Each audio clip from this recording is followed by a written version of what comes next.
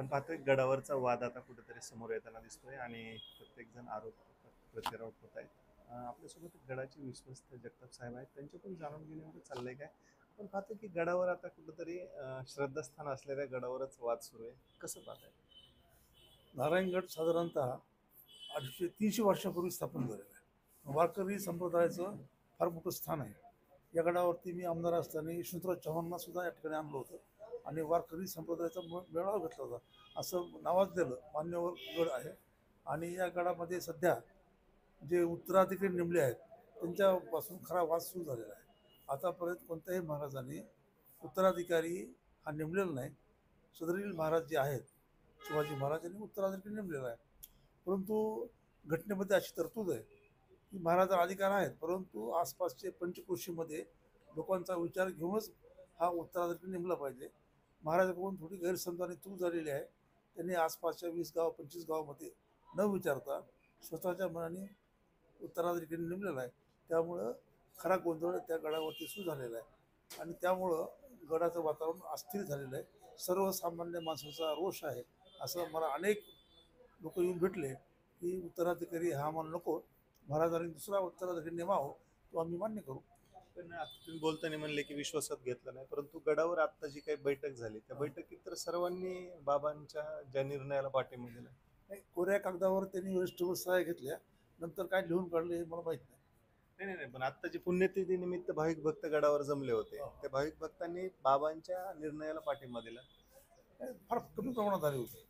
जेवढ्या प्रमाणात लोक भक्तगण येणार होते ना तेवढ्या प्रमाणात आले नाहीत आणि त्यांचा विचार मांडणी करण्यात आली होती. बाकी सर्वसामान्य माणसाला त्या ठिकाणी बोलवलं नाही. आणि आपण माहिती घ्या की आसपासच्या गावामध्ये भयंकर रोष उद्रेक निर्माण झालेला आहे. जर उत्तराधिकारी बदलला नाही महाराजांनी तर वेगळंच काहीतरी होण्याची शक्यता आहे. त्यामुळं मी महाराजाला भेटून उत्तराधिकारी बदलण्यासाठी विनंती करणार आहे.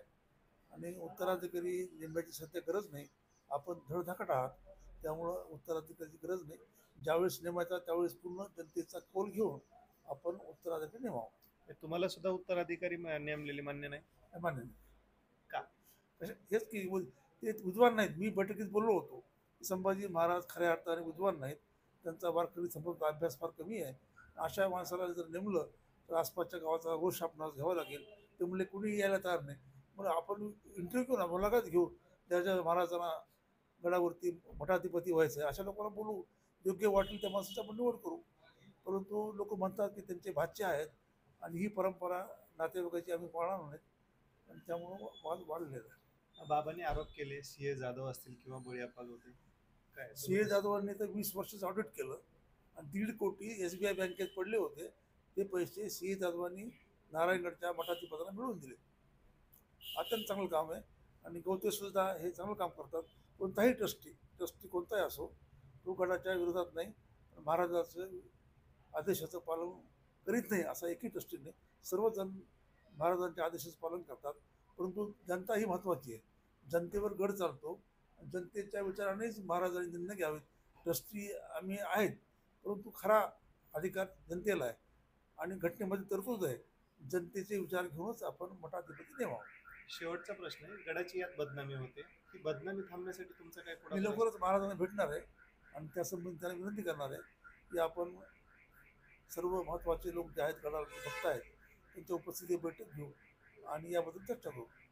धन्यवाद. आपण पाहतो गडाची कुठेतरी बदनामी रोखण्यासाठी आता जे विश्वस्त आहेत ते सुद्धा पुढाकार घेणार आहेत. कॅमेरामॅन नरेंद्र गंभीर सोबत मी जालिंदर.